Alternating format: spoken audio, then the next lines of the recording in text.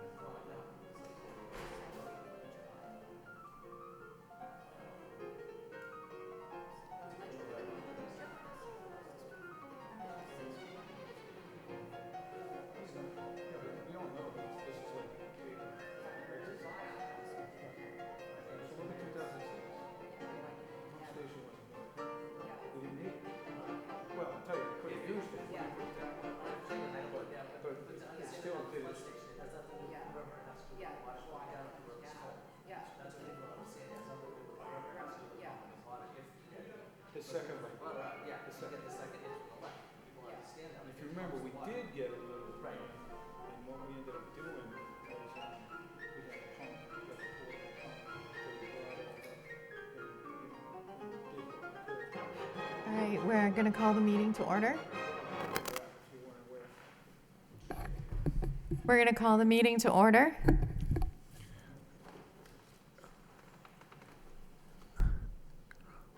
Good evening.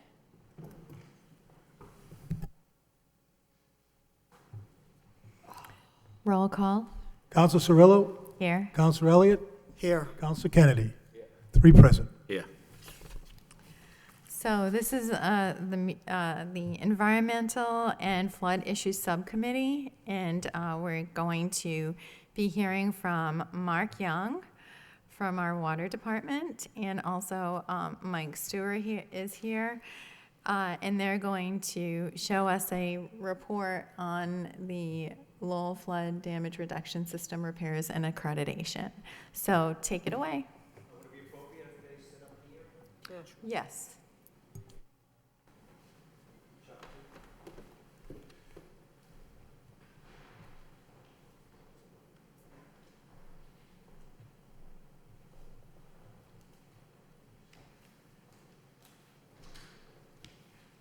I'll introduce Mike Stewart. He's the engineering manager for Lowell Water.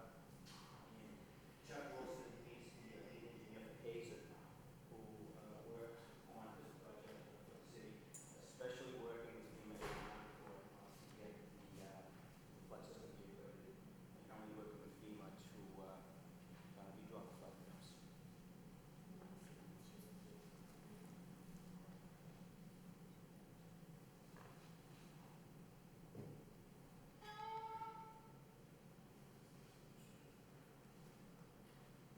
Just to give a little background on this project. Mark, if you could just press the button so that we can, yeah, Better?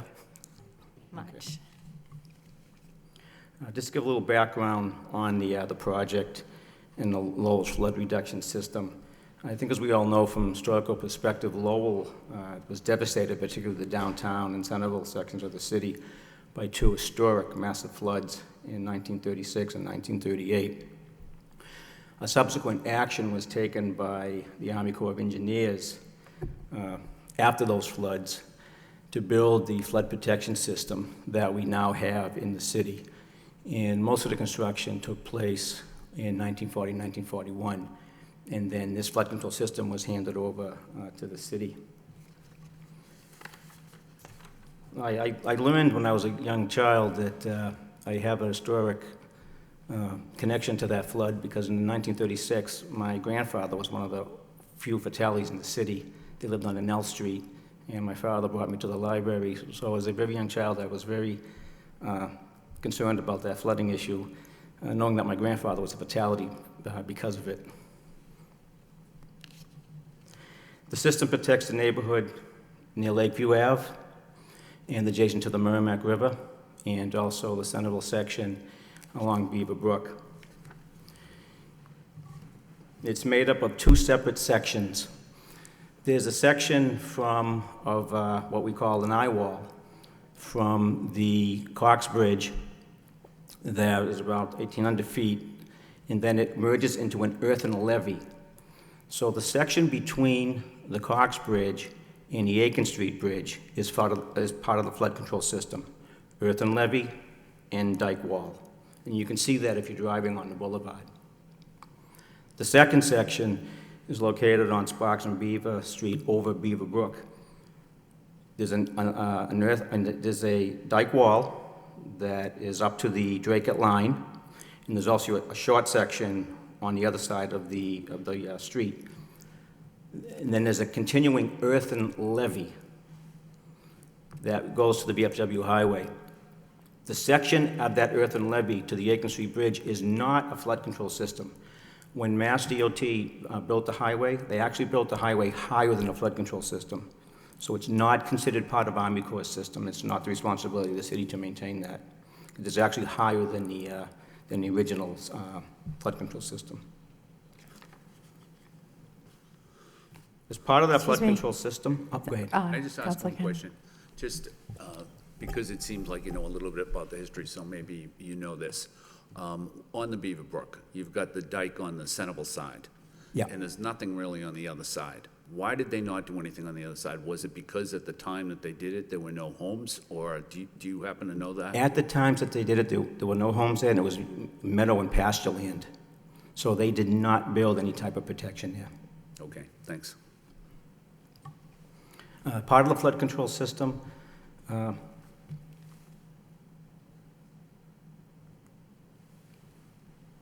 there was also a pump station that was built on Lakeview Ave and West Street. And you can see that if you're going down the VFW highway, it's a red brick building that sits in the middle of the highway. The purpose of this station was that if there was a flood in the city, and at the same time there was a large enough rainstorm that created a lot of runoff from that section of Centerville, that flow would flood the Lakeview Ave section. It wouldn't be able to be discharged by gravity to the river because the river was at flood level. That pump station was designed to protect that neighborhood during a flood and subsequent rainstorm. That was the purpose of that station. That station was really used during all the years since it was built. It was built in 1941. And it really came into disrepair. Could not use it. It was really, really in rough shape, really bad shape. In 2008, the Army Corps of Engineers inspected Lowell's flood control system and other flood control systems around the country, and they cited 3 major deficiencies in Lowell's system. There were trees and vegetation growing on the earthen levees.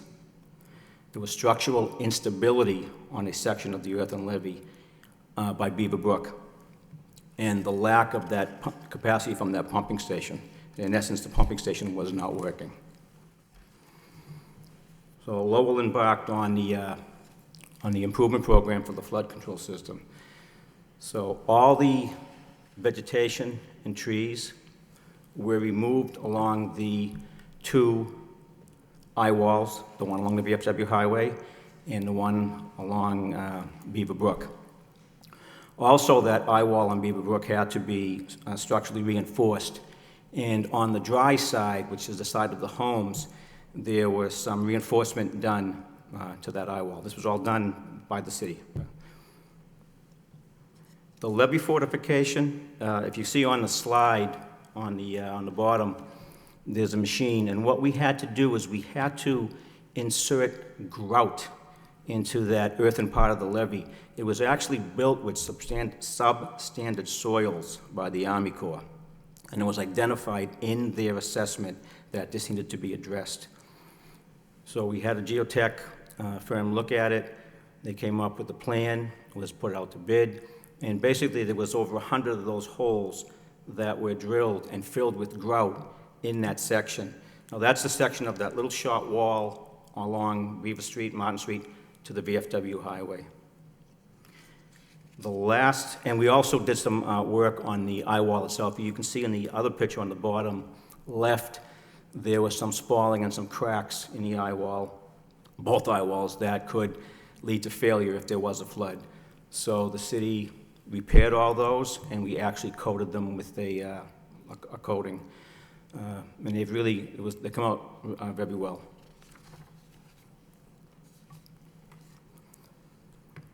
The last project that we did when we finally secured funding was for the upgrade of the flood pump station. Fortunately for the city, we were able to use SRF funding, State Revolving Fund funding. And the reason that we were able to do this is that we also using this as a CSO flood station. If we were not able to get SRF funding under the premise of the CSO pump station, the city would have to pay general funds. It would actually cost more money. Also, the cost of this is shared by the towns. In the old IMA agreements, a project like this would have been totally up to the city to do. The towns wouldn't have had any obligation to pay any of the debt service. With the new IMAs that we negotiated and agreed with the towns, they're actually paying a portion of the costs for this station. One thing I want to point out is, you can see in that picture, that's a before and after of the inside of the pumps. Based upon reconnaissance of that building, at first, we were going to tear the whole building down. If you saw it before it was rehabbed, you saw cracks in the walls. It looked like something from a bombed-out World War II movie. We did not think we could rehab it, but the engineering firms looked at it, and yes, indeed, we could rehab that building. So that was at a substantial savings in time and money. Also, I'd like to recognize Maintenance Manager Aaron Fox at Wastewater. He really pressed on using the original pumps in something that everybody didn't think would be a wise idea. However, an evaluation of those pumps proved him right, that they're still mechanically sound. It was a heck of a lot cheaper to use those pumps. Now, granted, all the appurtenances and motor, all new, but the basic pump itself is the original equipment from 1940. And by using those original pumps and rehabbing the building, not building new, we were able to save about $1 million.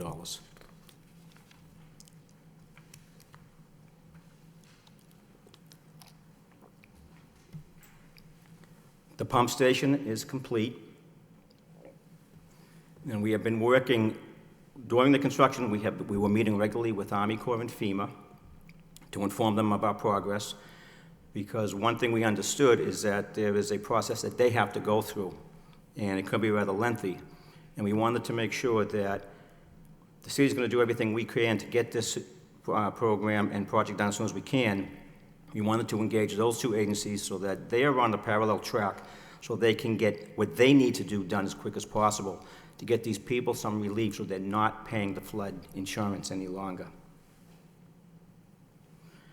What's required from the Army Corps is the submittal of what's called a CLOMA, or a conditional letter of map revision, and that's what Hazen worked on. So basically what we're telling FEMA is that we've looked at the flood levels. We think that they could be adjusted to this so that these properties will not have to pay the insurance anymore, and that's subject to their review. That review is almost done. We haven't had a lot of feedback from them, which is good. The one outstanding issue is we're waiting for the town of Tewksbury to sign off. Drake has signed off, but we're waiting for the town of Tewksbury to do that. Once they give us the approval, then we have to put in what they call a LOMA, which is the official application to say, okay, the maps have been redrawn, they need to approve that. And that is what we're looking at on a timeline to do in August, next month. Have them approve the CLOMA, submit the LOMA, and in November, hold some informational meetings with the affected property owners with FEMA insurance people.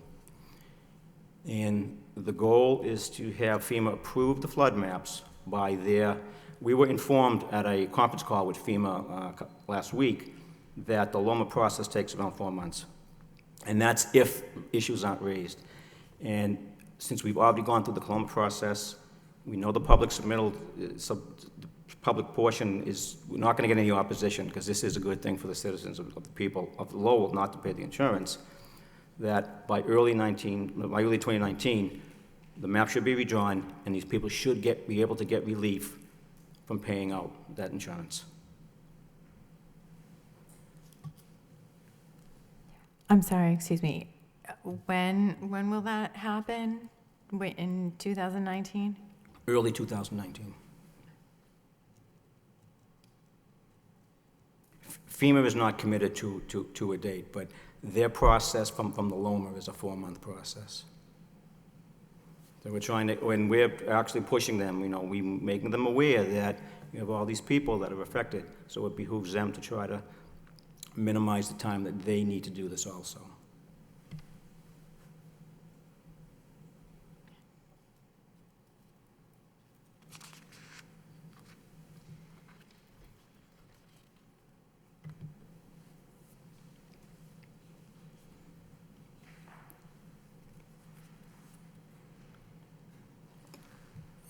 Any questions?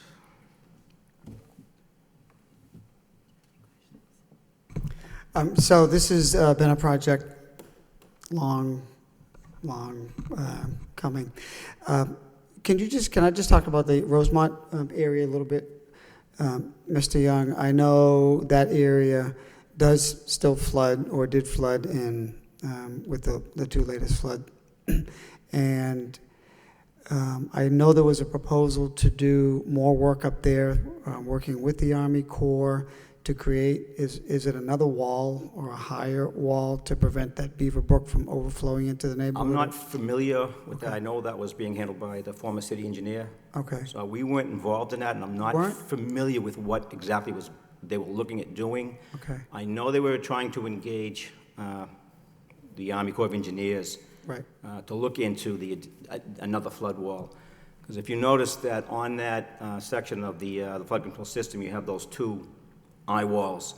And once a year, we do an exercise where we put up those stop log walls. I did see that, right? Right, and those, obviously, we try to do that in May, so that if there is a flood, we're prepared, people are trained, they know how to do it. Yeah, I think you just went through the exercise of sandbags or It's actually logs that are stacked up. logs now. Yeah.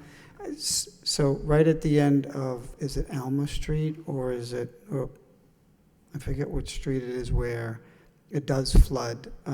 Maybe it's New York. And sandbags are piled there. And that's part of the emergency response. There's a training. Porter Dam that's part of that exercise. Porter Dam, right? The Porter Dam is put on the Pawtuckaville side, and there's an elevation along the dike, along the Beaver Brook, and there's an elevated portion where our pump station is, where the Beaver Brook pump station is. So that Porter Dam is set up there to hold back any water that would come over or flood from the bridge section of Beaver Brook. Okay, That's incorporated with that stop log wall exercise. okay. Can you tell me when this pump is activated? How, if any, is it coordinated with perhaps the release or lowering of the dam? It has Dam nothing- or dams? It has nothing to do with the dam or the release of the dam. All right, This is only to be used if there is a flood in the city and there is a large rainstorm where the drainage from the Lakeview Ave and Centerville section cannot drain into the river by gravity. The Right. pump will pump it out so it does not flood the Lakeview Ave section. okay. I mean, presumably that has a residual effect because, I mean, you're still creating some space for that excess water, but it's only directly going to be from the Lakeview area? Yeah. Okay. So there's no cause and effect to try to help the other place where it floods upstream? It's not designed to do that. No. Okay. Lastly, on flood insurance, FEMA, you're working with FEMA through this process, right? So when it comes to flood insurance, now that this is operational, when can residents see some redress, if you will? When will they redraw those maps? You probably went through it, and I was reading the presentation. We're going through the process with FEMA to get the proposal to redraw the maps 2019. approved by them, then official request to do so, Right? and that's a 4-month process. So what we're really optimistic that FEMA can do all that and in early 2019 be done, have the maps redrawn so that the folks here can approach their mortgage companies and address the issue they have so they don't have to pay the insurance any longer. And about how many homes are we looking that will improve or it'll affect? I know it's around 100, About 100? maybe even more. How many? 170. 170. 170. Okay. That's good news. It's very good news.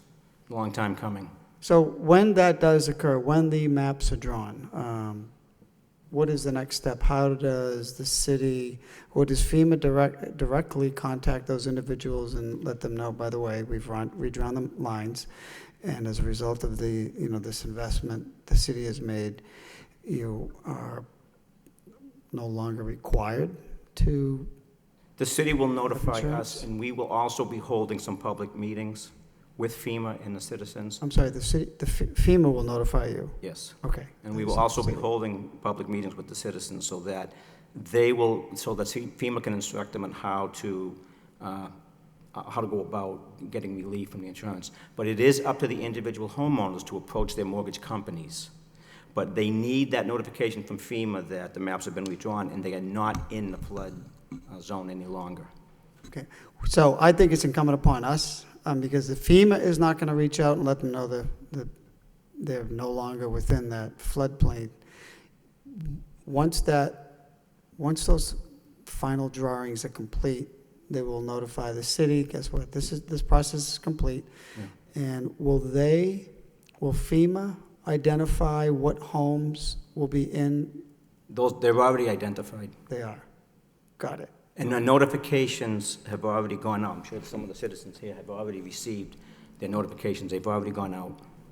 Madam Chair, could we ask her to speak? Could you come up to the podium, if you don't mind?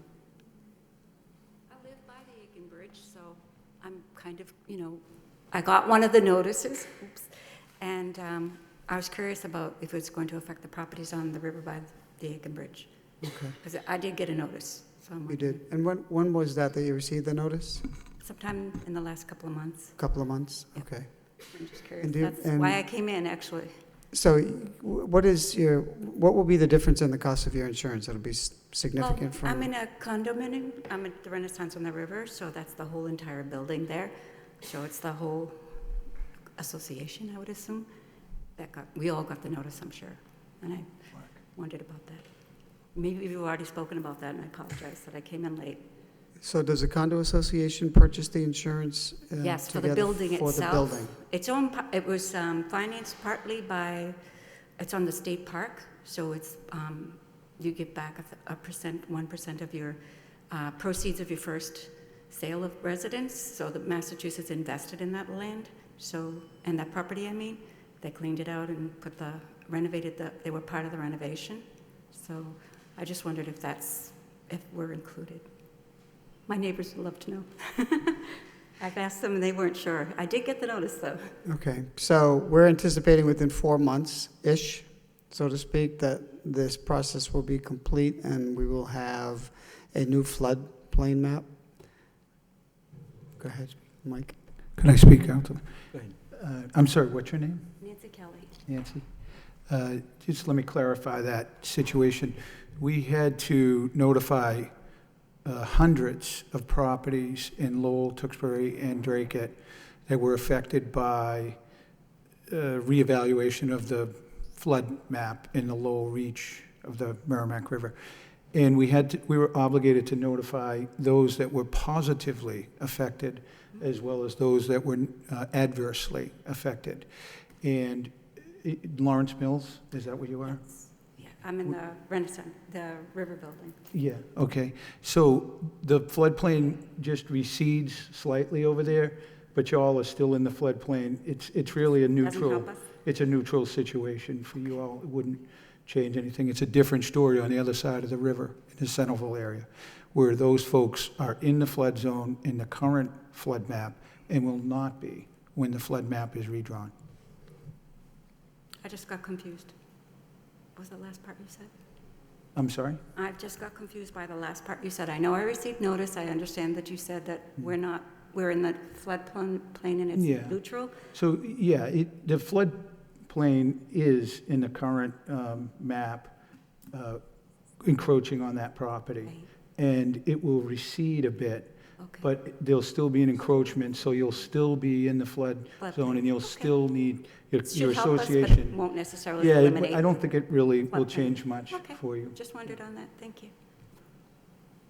And what is your assumption? What is that based on, why it may not change so much? This won't have much of a bearing? The way the system is designed, it will not have a bearing on that particular area? Yeah. As part of this process, we have to do a hydraulic analysis of the river, and, it's very complicated, and it's a lot of engineering calculations, and I'm not even going to claim that I understand all of them, but the bottom line is that the river responds to rain, and it rises in level, and we have to calculate different scenarios of how it's going to respond to different rain events. And the flood maps are based on the 100-year storm. And as we all know, with, all the talk about climate change, it seems like we get those 100-year storms more often than we used to. But for those folks on this side of the river, on the downtown side of the river, almost all of them it's a neutral situation. If they were in the floodplain before, although the extents of the floodplain in their property might change slightly, there's no significant difference in terms of in the floodplain, out of the floodplain. On the other side, it's different, where they're in the floodplain, their property is clearly in the floodplain, and it will not be once we redraw the maps. What happened when Army Corps decertified the flood control system is that FEMA redrew the maps. So all the homes in Centerville behind the levee, behind the earthen levee and the wall, were included in the flood zone.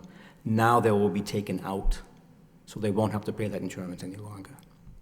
So why were some folks notified that they could be taken out, essentially we're looking at redrawing the map, and yet presumably they're not going to be affected by it?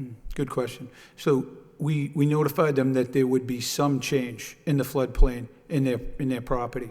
The point was, and there's a website, it's called floodmap.lowellma.gov, and we had help from our IT, our MIS department here in the city, developing that flood map, that website, excuse me. And so everybody who is an affected property owner can go look at that website, zoom in on their property, and see the before and after, how the floodplain would change with the new map revision.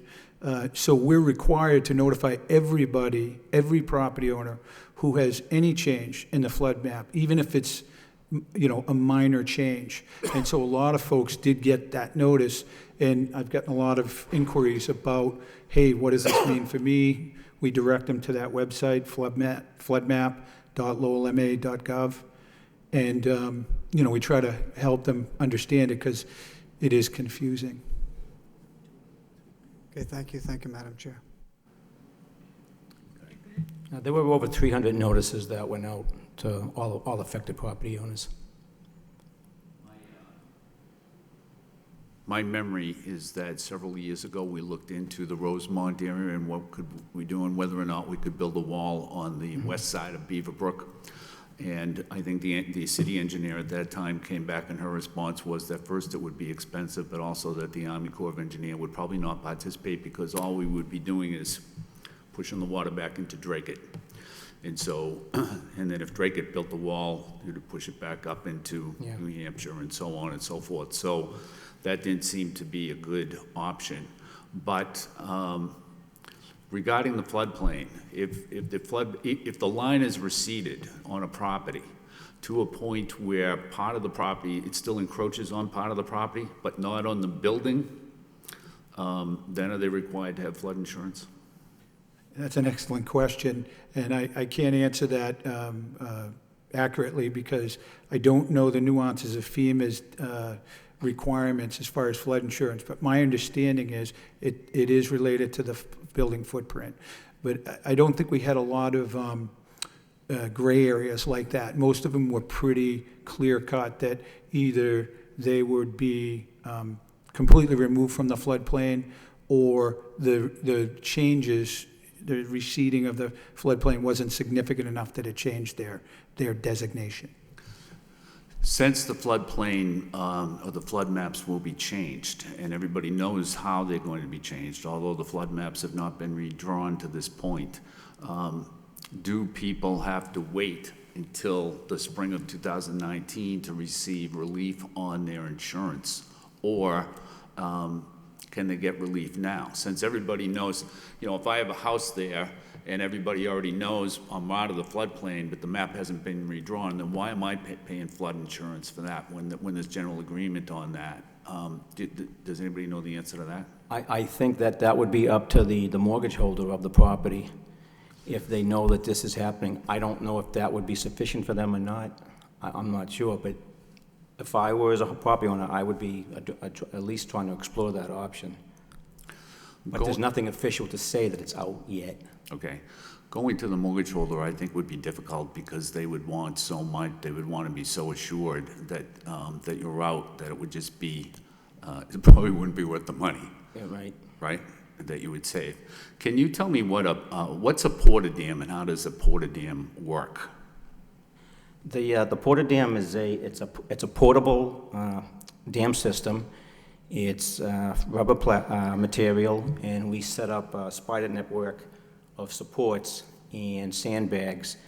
And the city purchased it for the sole purpose of trying to protect the Pawtuckaville section during a flood by being able to dam off that section between the higher end of the banking and then the higher end of the banking where the pump station is along Beaver Brook. That was purchased through the wastewater department. We're the ones that explored that, looked at that, and bought it. Have we ever used it?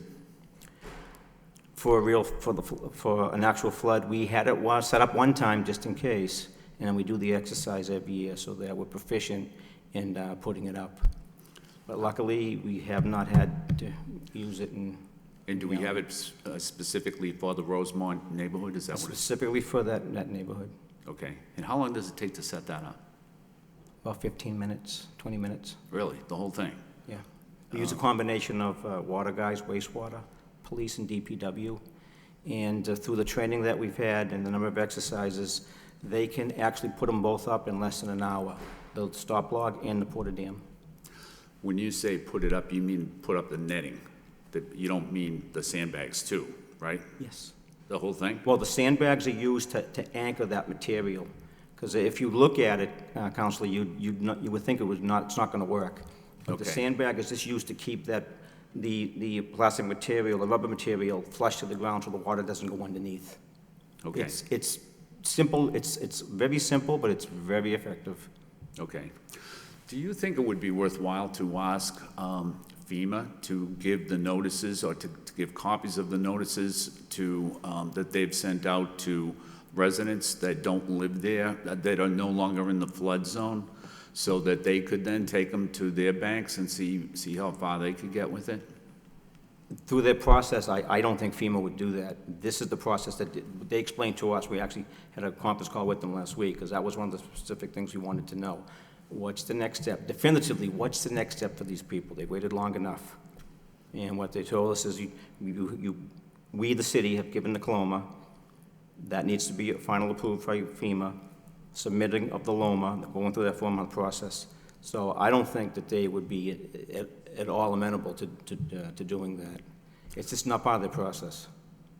Well, I understand it's not part of the process, but it's probably not part of the process to be changing the maps either, right? I mean, it's basically they made a mistake, right? Or they didn't make a mistake. It's we've made changes that changes the map. Okay.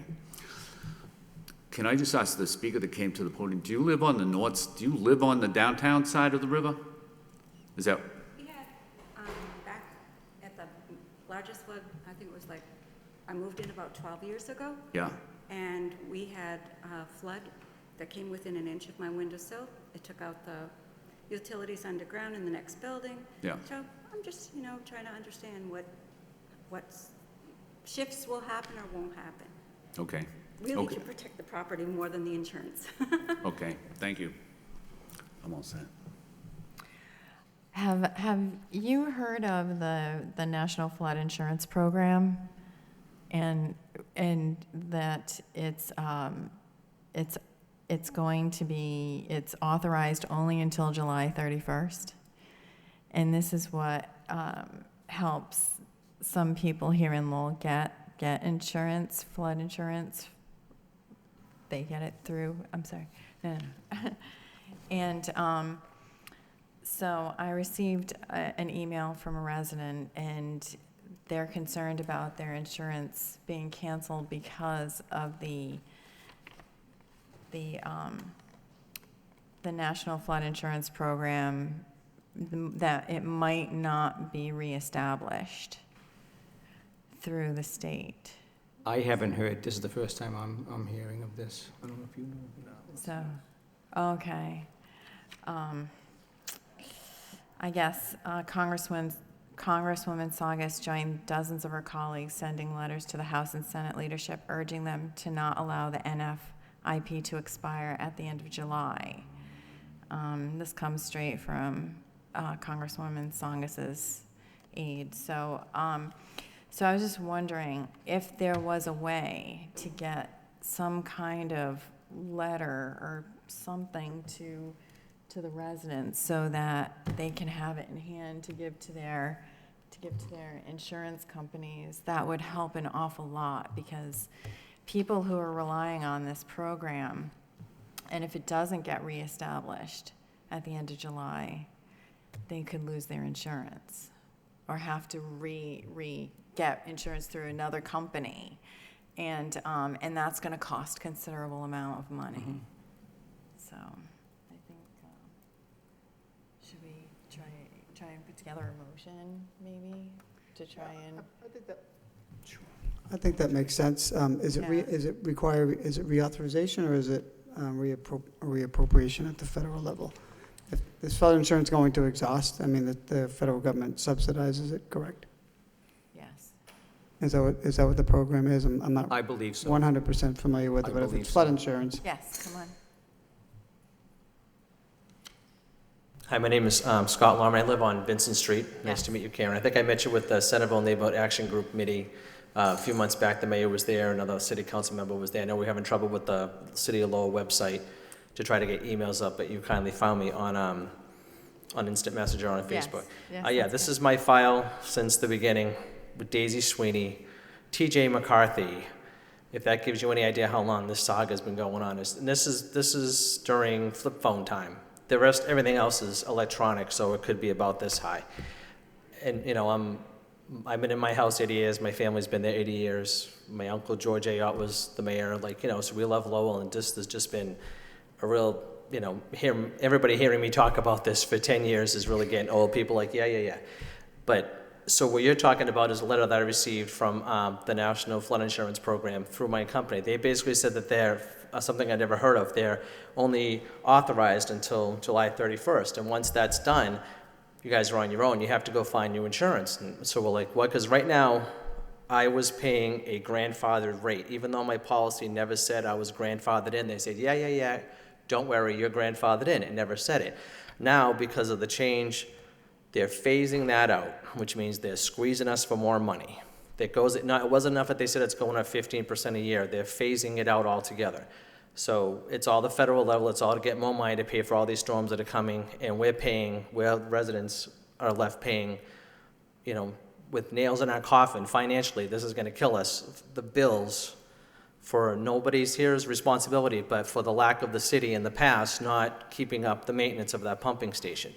So now we're being left with the bill, and it's substantial and every year. So now they're saying my insurance that was grandfathered is going to go up $400 a month, $400 to $500 a month to pay for flood insurance for a flood that's never going to happen. My house was flooded. My grandfather was in a rowboat. You can feel the bump on my wall. Levee was built. The flood that we just had 12 years ago, not a drop in my house, my neighbor's house, the other neighbor's house closest to the river. Nobody got anything. And that was when the pumping station wasn't working. If we did get rain, we would have needed it, but we didn't. The river never came over. If the river does come over, it's Armageddon and we're all in trouble. Right now, we're talking about finances. So now I get my mortgage company saying, hey, this is ending. You have to get in touch with your insurance company. You need to change that because you weren't grandfathered in. It has to say grandfathered, but now because it's called a newly mapped zone, because they're phasing it out, again, we're putting a rock in a hard place because we have to either pay those thousands of dollars or walk away from our homes. Because the insurance is just ridiculous. Like, it costs 5 times as much to insure for a flood that's not going to happen, especially now that we have a working levee, than it does to insure my house for a fire, which is more likely going to happen.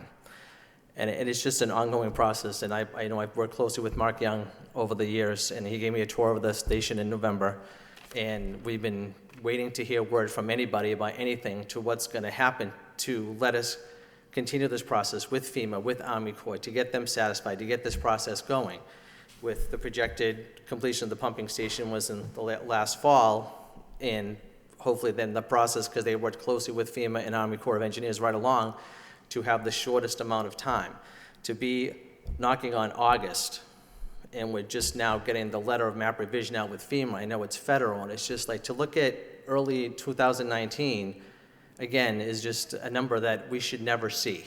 We should be celebrating the 5-year anniversary of not having to pay flood insurance, and and we're all stressed out about this. I represent about 15 people in my neighborhood, as Mark knows. I'm Vincent and Beaudry. Gail's on Beaudry. We have a number of people here who couldn't make it. They wanted to come, and they've had quite a substantial amount of family emergencies, and they knew I would come and talk, because they're all nervous about talking, because they're all like, we just have to wait, and be patient. Well, we've waited, but we haven't been patiently waiting.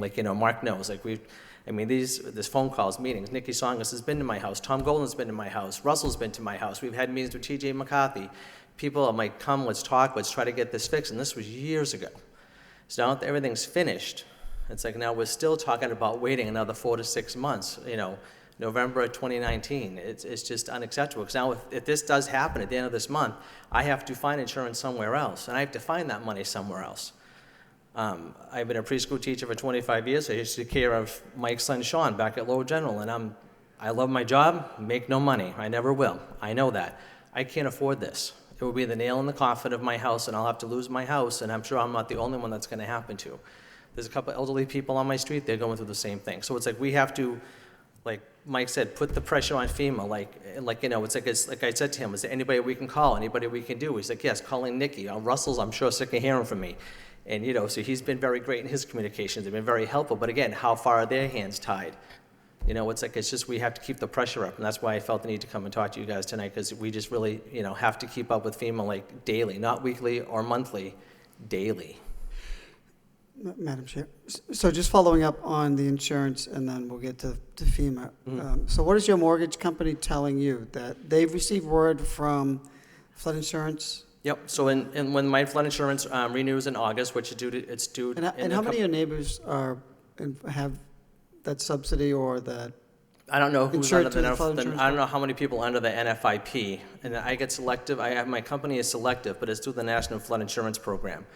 So it took my mortgage company, and I never noticed that it said newly mapped, because it was always preferred risk, which is something that you get when you're grandfathered in. When you know your map is being changed, either temporarily, which is what this was, to get everything fixed, and look at it, you're under a preferred risk policy and you're grandfathered in. I never noticed in last August, it said underneath my renewal policy that it said newly mapped area, and my letters were changed from A to X or whatever their code is, because I was still paying the grandfathered rate. So I never thought anything of it. It wasn't until this late spring when my mortgage company sent me a letter and they said, no, you got to get, basically you have to get more insurance. You have to pay, bazillions of dollars for insurance that we know you don't need, but you have to get it because it's a newly mapped area. I said, no, I'm grandfathered in. They said, no, it doesn't say that. They said, call your insurance company. So I called Selective. They said, this is ridiculous. They said, first of all, you're paying, at least right now, twice as much as you should be paying, because your house is covered twice as much as what it's worth to the bank, even what it's worth. They said, it's ridiculous you're paying this month. I said, I don't care. I'd rather pay twice as much of the preferred risk than paying the full insurance rate, which I called my auto and home insurance people, and they're like telling me it's like, yeah, $5,000 a year, $6,000 a year for flood insurance. Okay. So are your neighbors, as well as you, paying double what? Some people didn't get the preferred risk. Some people have been paying the regular insurance for years, waiting on this process to be finished. And every year they say, well, you can hire a land surveyor for $1,000 or so. Then you apply to FEMA for a few, $500, $600, $700, whatever it is. And what's going to you can do that, and you can take a gamble that they will. They'll give you a letter of certification for your elevation. And like the word gamble being used and spending another $2,000, like, well, let's just wait a year to see, how far along we get with this process, which we were hoping would be, once everything was done in the fall of 2017, the process would be, hopefully would be at the end of the process right now, not looking at the number of 2019. Right. So we're like, all right, let's just hang on another year, and understanding the logistics of everything. So you gamble spending that $2,000 or $3,000 and wasting it, because they're basically saying, no, the map's not going to change, so why would you spend that money? But you could. So it's like, well, all right, we're still going to wait, and time goes on. So now it's just frustrating to know that, you know, you could have done that, but it wouldn't have helped anyway. So that was their only answer with FEMA. So some of the residents, like I think Gail, you said across the street, he's been paying full insurance. Now that I had paid the grandfathered rate, my insurance company is saying, no, don't worry about it. You're paying the grandfathered rate, even though it's going up 15% a year. I said, yeah, but they're saying it's being phased out. They said, as long as you don't have a claim and you don't let your insurance lapse, you're good. Okay. That was before I got the letter about not being reauthorized at the end of July. And I'm like, we're taking yet another hit, which is, you know, number 97 of the hits we've been taking since the meeting with Daisy Sweeney and Tom Polsky back in 2006. So it's just, we're just getting nailed and nailed and nailed throughout the years, and it's just, you know, it's like we're not patiently waiting anymore. We're just still just waiting because we're powerless until this process gets pushed through with FEMA. Okay, so two things. Now, I think this is a good explanation. It's a real-life example of what the issue is, and I'm glad you came up to explain it because while we understand the process and the time frame does have bearing. It has financial implications on you and presumably 170 other residents in that area. Just Lowell, if you send out 300 letters, it's a lot more people. Like, you know, I know it doesn't concern the city of Lowell, but the I whole guess levy. that speaks to my point, which is why I'm going to support the motion by Council Cirillo to do something or to take some action or contact somebody. We can't be the only community. I know we're not the only community that will be affected by this this lapse or expiration of flood insurance or NIFP. That makes, I don't understand that you know, they're just going to, I mean, that's a real slap You know what to it the is? people. It's just they're trying to put the screws to us to pay more money because they have to pay for the next storm. They have to pay for Maria. They have to pay for, you know, Pete, Joe, Harry, Mike, and Tom storm. It's going to come this fall. Like, and we understand that, but again, you know, it shouldn't be our responsibility anymore. We've been left paying this bill for 10 years. How long have you been insured through? Since the beginning, since 2008. Okay, so since 8, that's So 10 when years. the boundary line expanded, and that's when you were eligible. We were put in way back then. Okay. Yep. All right. Well, I know we're up against the clock. We're gonna stay on this. I think we have a better understanding on a time urgency when it comes to this. And you'll be in the new boundary. I mean, they fixed the end of my street. They reaffirmed the berm right there on my street. They took down the trees at the end of my street. I better be taken out of the floodplain. So you're talking 1,000, 2,000, 3,000. What is a ballpark number that you are going to have to pay between? I mean, if this insurance runs out, it's going to be $400 to $500 extra a month. A month. A month. Okay, got it. That I don't have. So I'm going to put forth a motion, request the city manager look into putting together a letter for the residents to state this, that the city of Lowell has redrawn the flood lines and that the residents the residents can send to your insurance companies. And like the mortgage companies and say to them, like, because they like a letter of map revision, that's an application. They're like, yeah, so what? You're going to apply to a college, you're not getting in until you get in. Yeah. Right. So what we'll do is we'll have the city manager look into how she can word that letter that you can then forward to your insurance companies. Mm-hmm. Okay. I second the motion. We're going to thank you everyone for coming this evening. Thank you so much for the presentation. I have one more question. Can you tell me, is there any way, Mike or Mark, for us to sort of affect the time frame on that map revision? Can it be consolidated? Can it be, or is that pretty much? We have asked FEMA all along that this is a sensitive issue. This involves people, Scott, paying insurance for 10 years that they shouldn't have. Right. We've imparted them the importance of this, Right. and they're on their own time frame, unfortunately. But Council, believe me, and Mike and Chuck will attest, we have done, at least from behind the scenes, done everything we can to let them know that this is an important issue to the city. Okay, I'd like to make a motion before we close. I'd like to make a motion that we have our congressional as well as senatorial delegation know the effect. I mean, I hate to say it, I remember the meetings with TJ McCarthy. I remember the effect, and I know that we've been on it, and now we finally had the project complete. Lo and behold, now it just seems to be dragging on for so long. And sometimes the squeaky wheel gets the grease, so I'd like to make a motion that we, Maybe it would be good if the delegation would ask for a meeting with FEMA. okay. Oh, well, then we have our delegation request a meeting with FEMA relative to the time frame and see if we can expedite the map revision process. I'll second that motion. Yeah. Request. All right, I'm going to adjourn the meeting. Move to adjourn. Move to adjourn. Second. Seconded. Thank you.